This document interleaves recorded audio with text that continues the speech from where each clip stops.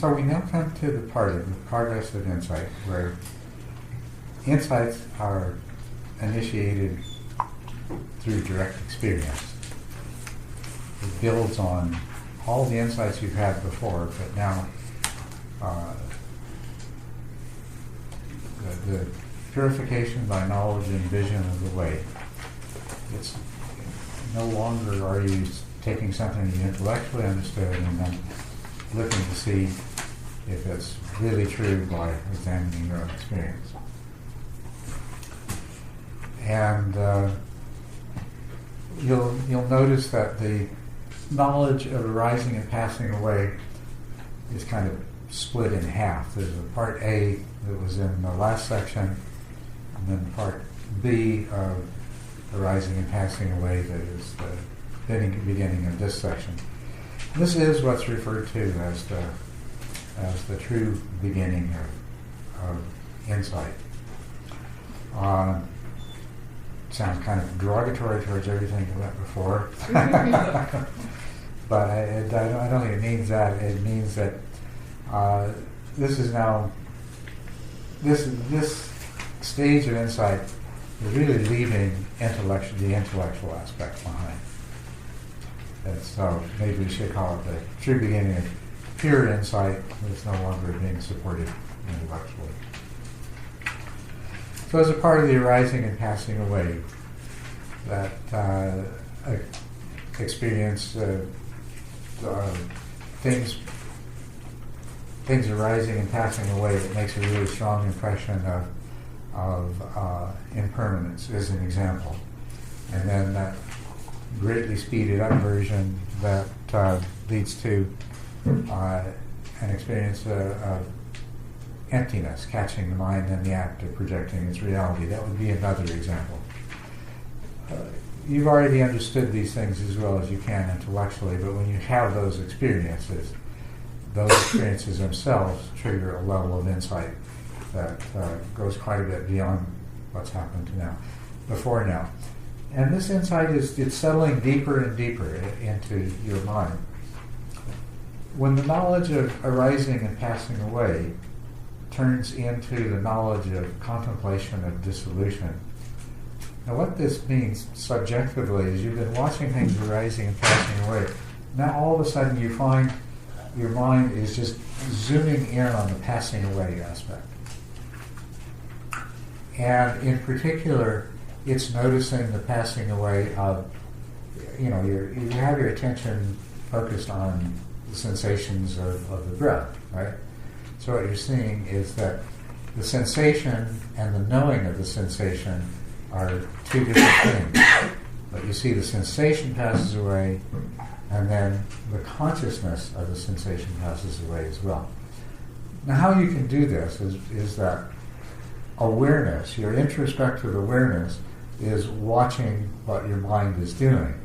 And so that includes watching what attention is doing. So attention is focused on the sensation, and attention knows the sensation. And then the sensation passes away, and the knowing of it passes away, and the next sensation arises. So this is being experienced through awareness as it's happening in attention. And your mind just zooms in on the passing away part, on the dissolution. And what strikes you so strongly is that everything is passing away. Everything is going away. Everything is disappearing. And not only that, it's not just the sensations. That's all right. Sensations come, sensations go, one pass away, what we heard.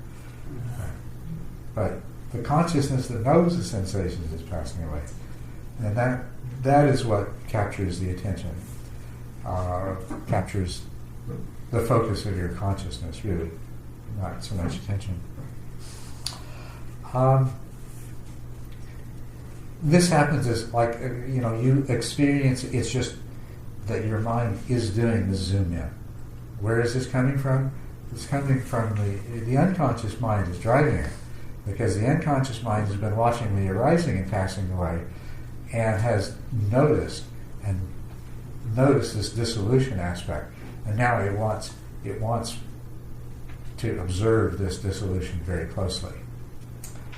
And So that's where the urge comes from. That's why you find that all you're seeing is the passing away, alternately of the object of attention and of the consciousness of the object. Not alternately, rather that the consciousness of the object arises with the object. I mean, you can't know an object's there until you're conscious of it, right? So the object arises, and in that moment you're also conscious of it. You can't see the arising of the consciousness separately. But as the object passes away, and as I already pointed out to you, there's always that little bit of reverberation of the object that remains. And so the mind is able to focus in on that enough to see, to watch the consciousness fading away as a separate event. And so that's the knowledge of contemplation of dissolution. This is where impermanence is really being seen and understood at a very deep level of mind.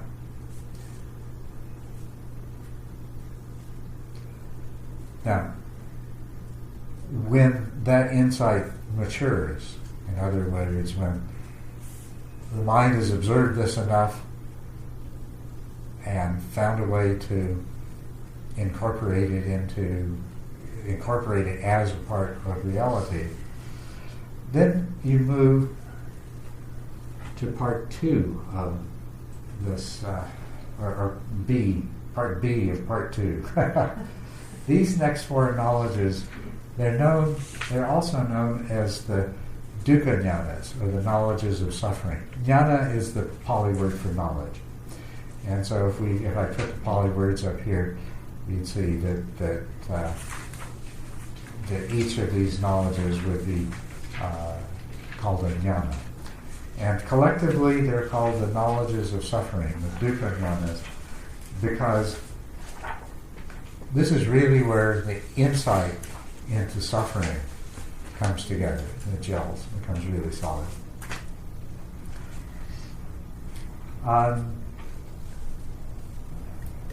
And as you mentioned before, how you experience these is going to depend on how strongly attached you still are to the notion that you are a separate self.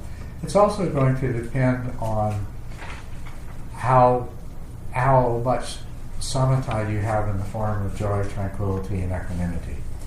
Because you're seeing very disturbing things here. And if you're seeing those very disturbing things from a standpoint of equanimity, it means that you don't react as strongly.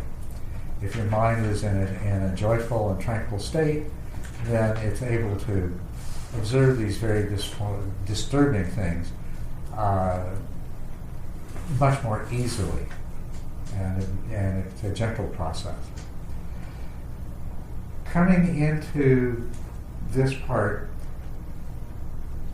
from a really solid place of samatha, and if you've already got a really good understanding of no self, then you'll slip right through 6, 7, 8, and 9. You might not even be able to distinguish them as being separate insight stages. They just all flow together, they happen gently, they happen fairly quickly.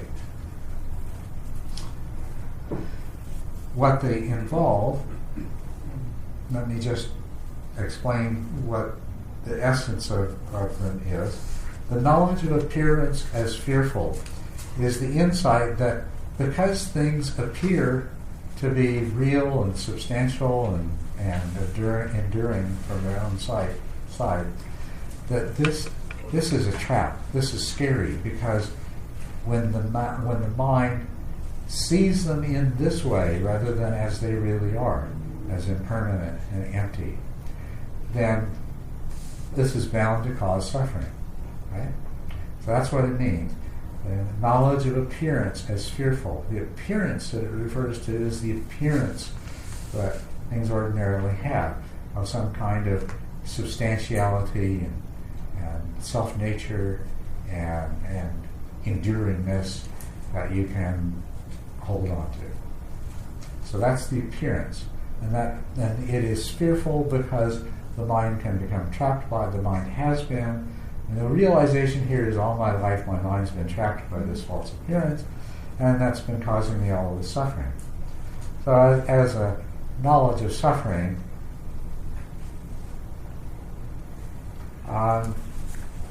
it is not the same as, or as a knowledge of fearfulness, it's not the same as experiencing fear itself, as a knowledge, as an understanding, as an insight. Likewise, if we move to number 7, contemplation of danger, that is the insight that it is a trap, it is fearful, and it's really dangerous. And so there's the insight into the aspect of danger. And once again, seeing something as being fearful and dangerous is not the same as experiencing the fear that is the result of the danger. That moves then to the knowledge of contemplation of disenchantment, seeing that these things that appear this way are fearful and dangerous. There's experience of disenchantment. Well, I'm not going to be fascinated by these things in the past the way I was. In the future the way I was in the past. Right? And now I understood them. I've seen them. I've seen into the danger. I've seen how they've been causing me suffering all this time. I've seen the problem. So I experienced disenchantment.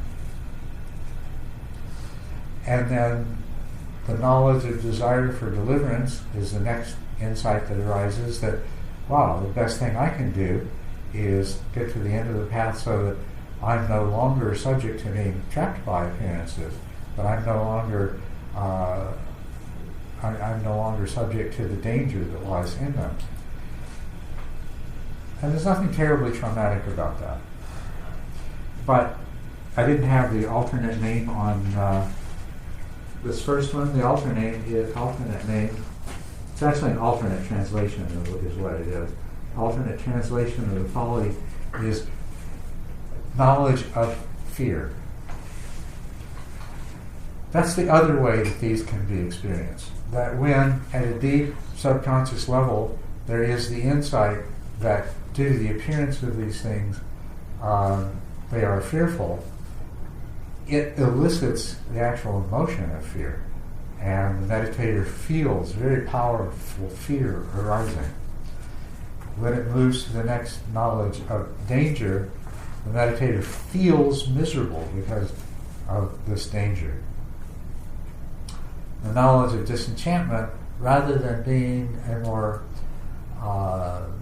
gentle disengagement through the recognition of the dangerousness, instead it elicits a powerful feeling of disgust. And what is disgust with? Disgust with the world, disgust with life. It's a pretty terrible thing to experience if it comes on really strongly. You can imagine what it's like to be filled with danger and misery and disgust. That's why the dukkha can be a dark night. They can be simply the knowledge of suffering and how it relates to all this, or they can be an experience. Why does this experience happen? Well, what we're coming out of is a really profound realization of impermanence and emptiness. And so one part of your mind is getting this all sorted out, saying, aha, okay, that's the way things really are. There's this other part of your mind, that's the part of your mind that still thinks of itself as a self-existent entity in some way. And it says, oh my God, this is terrible, what am I going to do? And of course the other part of the mind says, oh, don't worry, no problem. You're impermanent and empty too. What? That doesn't make it any better. That's even worse. And so it elicits exactly the same emotional reactions that you would expect in any situation where you are being confronted with your own impermanence. I mean, what does it mean to be confronted with your impermanence in ordinary life? It's the the fear and danger of death, of destruction, right? And your mind, that part of your mind that sees it in that way, is going to react with exactly the same emotions that you would feel if you suddenly discovered that you were on the tracks and there was an oncoming locomotive. A lot of really strong fear and danger.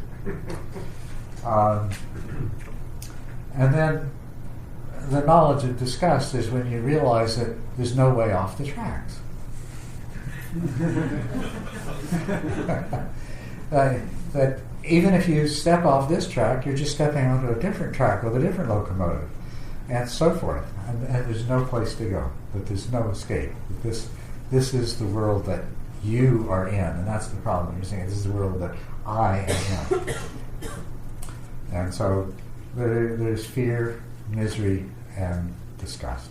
That's. Can you also describe that as like a free fall or no anchor? Yes. It is. It is a feeling of the ground falling out of you, out from under you. Nothing to hold on to. Yeah. And number 9? Number 9 is the desire for deliverance.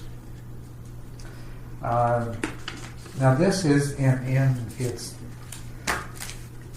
its less traumatic form.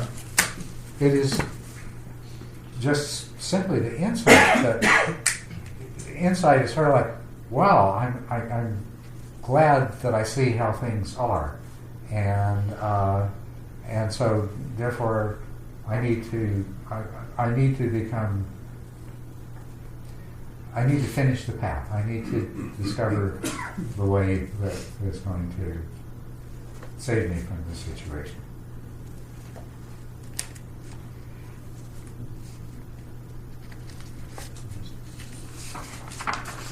Let's see what I said about this in the handout.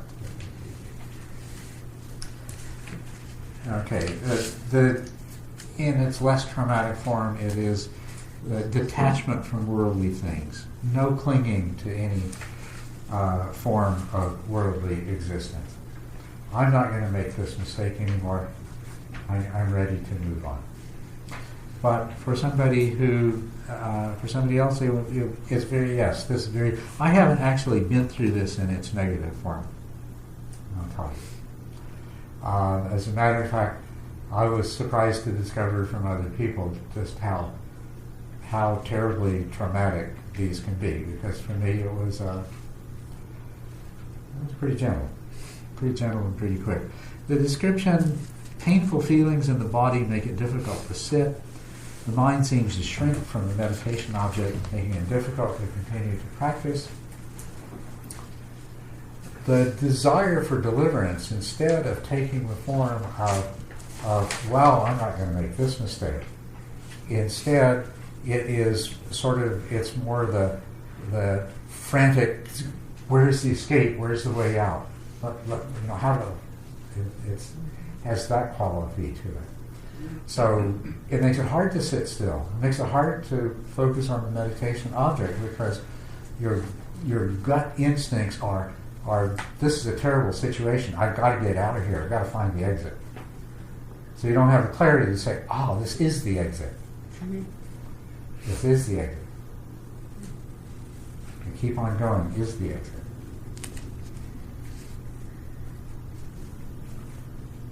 Culadasa, do you know how frequent it is that people get to this stage and the misery that they experience during these insights puts them off of meditation? It happens enough so this is traditionally known as the rolling up the mat stage. That's its other name, other than dukkha jnanas, is rolling up the mat stage. Because people will quit. People in, people who are in a retreat, even in a retreat setting, monastic setting, will say that's it. And they'll pack up and they'll leave.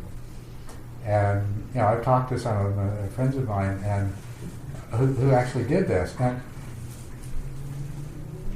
it's kind of a common knowledge that if you hit this stage and you can't take it anymore and leave, what you do about it.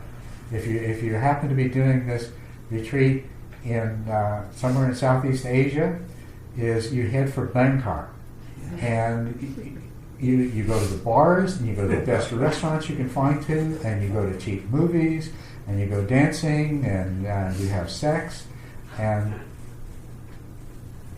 you know. What do the women do? I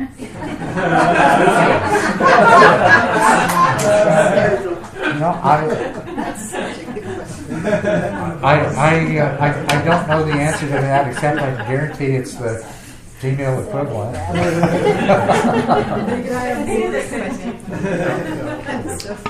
What it is, if you see it, it's a rather transparent attempt to forget everything you learned and go back to the state of ignorance where you believe that that the sensual pleasures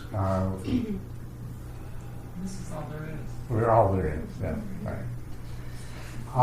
And is that usually short-lived, and then they go back to? Well, it can unfold in a number of forms. Like, for example, if somebody doesn't leave, they can spend a lot of time going through these dukkha jhanas and keep working at it, keep trying, but keep experiencing the suffering. And for some people, it can take a long time. Some people it cannot be resolved in any short period of time in a retreat. It can be extended over weeks and months, and it can put them into a terrible state that makes it very difficult for them to function in their ordinary lives, because they're in that place, they'd like to escape, they don't know how. Some of you, I think, know the person who owns this house, Willoughby Britton, who TCMC rents it from. And she went through this, and it lasted many, many months for her. It was very terrible. And so she has taken it up as a part of her research study. She's a psychologist at Brown. And so she's studying this experience because she feels like it's something that most people who take up meditation don't know about. What I've told her, but she doesn't really realize, is that there is a way that you don't have to go through this. You know, as I've already explained to you, it doesn't have to be this way. You know, but that's one form it can take, is that it can be extremely hard to meditate. So here you are, you're stuck in this state. You try to meditate, you can't meditate. Your life's totally upset. Your life seems meaningless, pointless. Everything's frustrating. Things are irritating. You feel alternately anxiety and depression, or sometimes both together. It's not a good state to be in. And that's the worst case. It can go on for a really long time. And some people in that situation do the same thing. They try to immerse themselves in sensual pleasures and distractions and things like that. And that actually does work.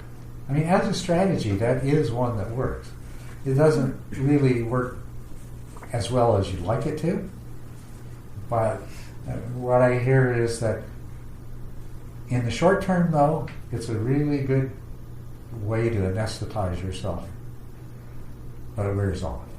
And ultimately, what you really have to do to get beyond it is to go through it. You have to go back to meditation, go back to the practice. If you can, go into a retreat. If you're in a retreat, stay in the retreat. If you can't do that, then just keep doing your best to practice and work your way through it. So. But for some it lasts. You go through all of these, bang, bang, bang, bang, and it all happens in one sitting. And you feel twinges of these emotions, but that's all. It's just the kind of dying gasp, so to speak, of the old worldview as it's changed. Yes. I'm not sure if this is what you're talking about, but I was wondering what this is, and I guess I don't have to know, but like 4 years ago when I met you, I told you I thought I was losing my mind and I had such bad pain coming out of my shoulder that I didn't know what was going on. And, should I go on antidepressants? And the shoulder always just gave me unbelievable pain. Yeah. And, but in the 7-day sit that I just did a couple of weeks ago, I, was undetermined. And I eased down and up on the practice, but in the 7-day sit, I gave it, love and told it was part of me, and I watched it travel all through me and rip across my chest and come out this way, and then I felt, I was doing push-ups. I was so happy after. At first I felt a little bit dizzy and was going to go, and then I did a yasa that night, and I can't even do push-ups, but it's coming back into that shoulder. And is that a different kind of pain? Because the pain with sitting and the pain with, positioning and things like that, I can deal with. But this one's a little bit tricky for me. It could be part of that. I mean, we'd have to talk about a lot of other things, but that is a possibility. All I can really say from this brief interchange is that it's a possibility. It could be a part of that. We need to discuss a number of other things to really make that judgment definitively. And the really sad thing is some people have to go through this a number of times. They go through this, it kind of eases off, they get to be okay again, and then they may be ready to go back to practicing again. And they get to the A and P, the arising and passing away, and then they get to the dissolution, and they're back into it. And sometimes they have to go through it several times before they move on to the next stage. And the other thing that I have heard happens, and certainly I think I have seen some people. I suspect this has happened too, is that they quit. They become, their disenchantment is not just disenchantment with the things that are so dangerous and fearful. They become disenchanted with the whole Dharma. They become disenchanted with meditation. I think maybe that's what you were asking. It does happen. They don't want to have anything to do with it anymore. Or if they've already invested most of their life in this, then they're in a kind of an interesting state. They're stuck in this place, but they no longer believe in it. They no longer believe in the Dharma. They're afraid of the practice, so they have to find some other way to manage your life. Can you imagine if you spent 20 years of your life and you got to this place? You've already invested so much of your life in the Dharma that you need it to continue to be your life. But in your heart, you not only don't believe in it anymore, you're afraid of it. And I think that does happen. And I think we see that sometimes. But let's not dwell on the worst side of this. It can also be experienced as a relief, right? What's that? It can also be experienced as a relief. Well, and this is what it does come to. It comes to be a great relief if you continue through it. I'll tell you what a much more common scenario is, rather than this going on for months and months, is that it will go on for a few days, and it will be several very unpleasant days. But if you're fortunate, you have a good meditation teacher who keeps encouraging you and reassuring you and reminding you that the only way through this is to keep practicing and you keep doing your best. That's probably the most common scenario. So I've given you the best case and the worst case, and what's more common is not so bad. As a matter of fact, when you come out the other side, it's like, whew, wow, that's, what was the big deal? So you suggested we don't have to go through this. Can I have the shortcut, please? Yeah, okay, I'm giving you the shortcut. I'm saying you develop really strong samatha. You make sure that when you get here, you've got tranquility and equanimity and joy on your side. And on your way there, you make sure that you are as clear intellectually as you can be that there is no permanent abiding self. That is just another formation of your mind. And you verify that in as many different ways as you can through actual experience. Through those experiences in meditation where, the simplest one, and it is very powerful, even though it's very simple, those experiences where you can really clearly see, and the walking is only in the walking, and the talking is only the talking, and the seeing is only the seeing. That there isn't someone there who's in charge and doing this, and feeling this, and deciding this. That it's the more you can come to that place, whether it's only 30 seconds at a time. Better yet, you can keep it going for more longer periods than that. But it's where it's really clear to you that, yeah, this is just what's happening. It's impersonal. That's a good word to use. To see the impersonalness of ordinary experience. And the more you do that, easier it's going to be to go through that. Could you give us an example of how to bring fear during the meditation? The ways? How to bring the fear into the meditation session? How to have the knowledge there when you are meditating? Is something that you bring into you? Is something that you just... You're talking about this first in the Yes. knowledge of fear. How does it happen? Yes. Well, as an insight, it's an understanding. It's an understanding that just arises uninvited into consciousness. It doesn't actually interrupt your practice, but it's just, now you know. You see it this way. Now it will probably carry some degree of emotion with it, but it might be just a little, like I say, just little twinges, or it could be really strong. If it's really strong, then the fear itself might interrupt your meditation. But it's not the insight that interrupts your meditation. Because the insight's it's not the kind of, when the understanding comes, it's not something that's verbal, it's not a thought process that's going to take you away from following sensations of your breath. It's just kind of an aha while you continue. But if the fear comes up, now that can pull you away. Does that answer your question? Yes. Yeah. Sure does. Also, is there, it seems to me, some fear that can be associated with the losing of the self, or the... Yes, that's exactly what it is. It's the fear of the death of the self. Yeah, it is. And when we get to the path knowledge, that often comes back at that point too. But that's exactly what it is. It's the fear.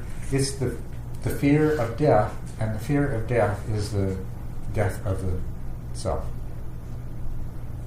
And almost like if we identify with our mind, and that if that mind is no longer in control, or no longer in existence the way we think it Good. is. Well, It's non-existent. and that is how it comes about, because we do identify with our mind. Yeah. We do, most of you, if you took the time to try to just decide exactly what am I most attached to as myself, you'd quickly come to the conclusion, well, it's my mind and my consciousness. And now you've just had this experience of mind itself ceasing, consciousness itself disappearing. And the inference, the very accurate inference is, it's not just the consciousness that I see that is insubstantial and disappears and is impermanent. It's all consciousness. even the mind that's watching this happen, it is happening too as well. And so that's what throws us into it. We see the impermanence of mind and of consciousness, and therefore of anything that we could pin our hopes on for some kind of substantial self.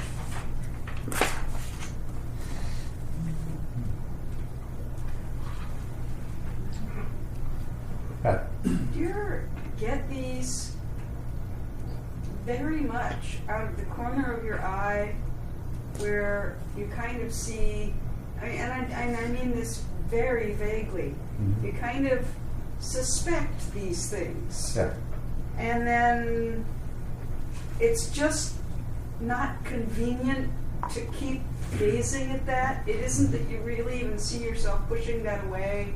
It just it's as transient as that famous looking at the retinal blind spot thing that you all go through in early sight class, where you hold the 3x5 card just so and the dot disappears. Right. And it's just about that impersonal that you go, oh look, there I'm not. Yeah. And then it's a cool beans trick, and then you go on with your life. You don't spend the rest of your life saying, oh my God, my retina has a blind spot.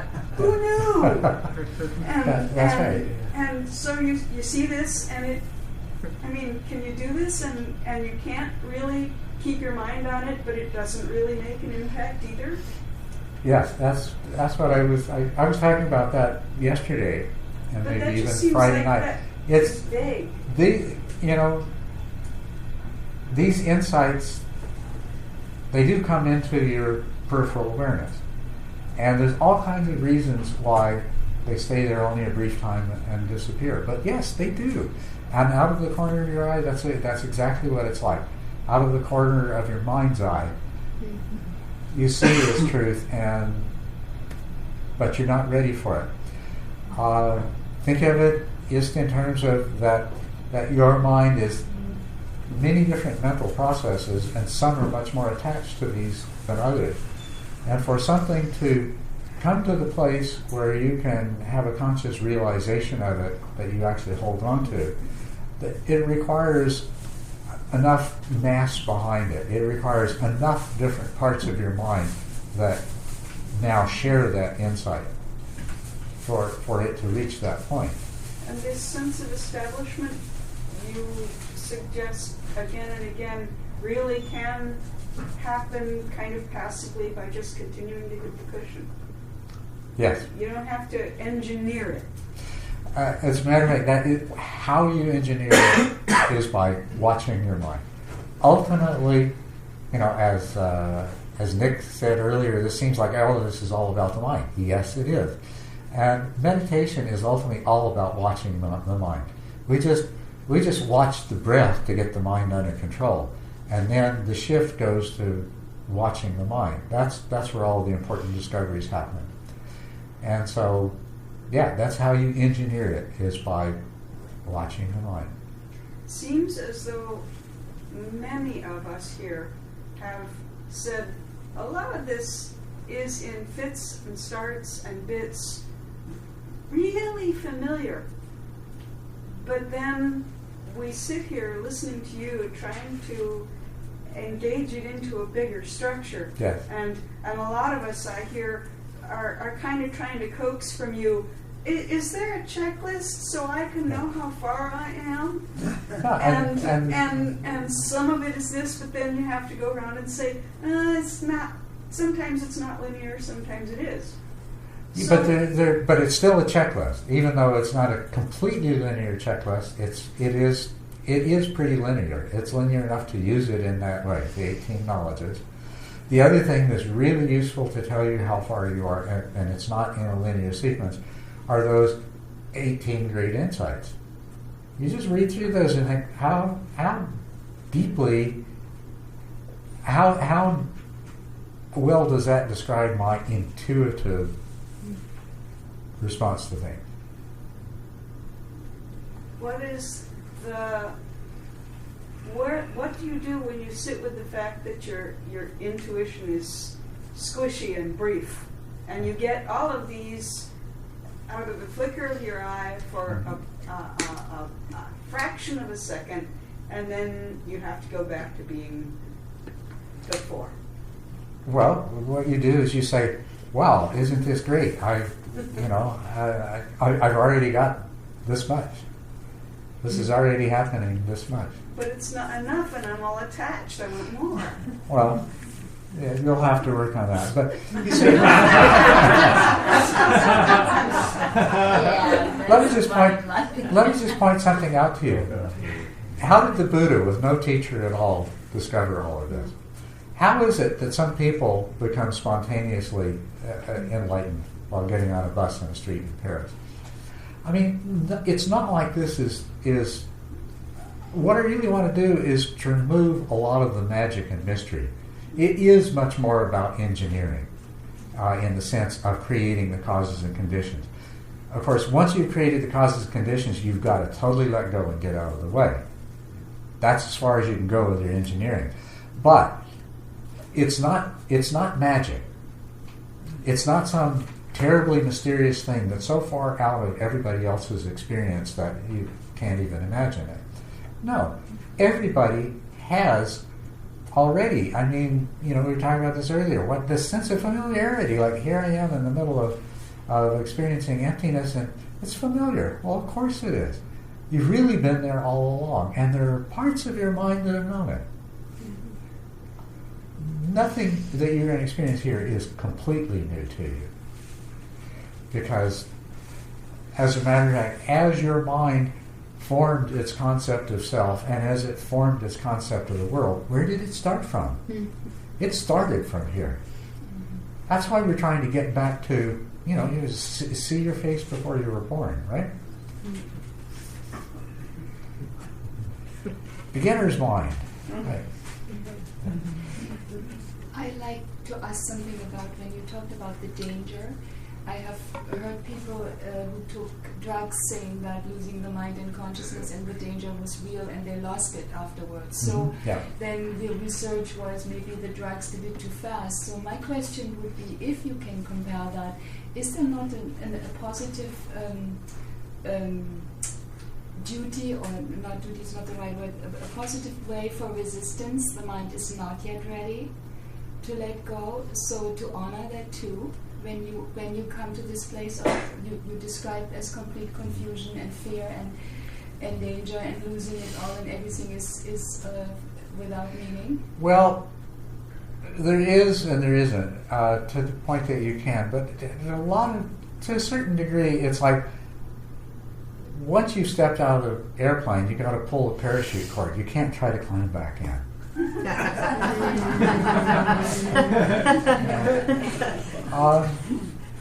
There are, and that's why when you get to the arising and passing away, you can quit.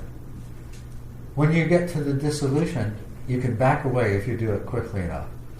But once you get into these dukkha jhanas, you're kind of, you've gone too far. and to not go the rest of the way is only going to make things worse. So once you reach that point, there's nothing left to honor. You're in free fall. You're either going to pull the cord on your parachute, or you're going to suffer the consequences. Fortunately, you can fall for a long way and still have time to pull the cord. So the slower process, you are saying, makes it possible for the mind to digest it, to adjust, to transform. Well, the process is slower because the mind does have to digest. Yeah, that's what makes it slower. Okay. Yeah. Right.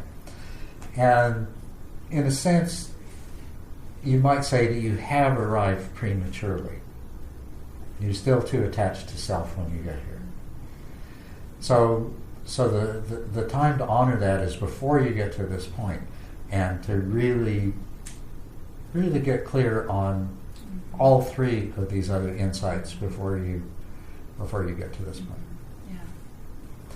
And where I would really agree with Willoughby Britton is that people in practice are not told that, and the reason they're not told that is most of their teachers don't understand it. Yeah. What is the outcome of going through all the danger, the fear? What is the point? That's what we're going to talk about after we come back from lunch. Oh,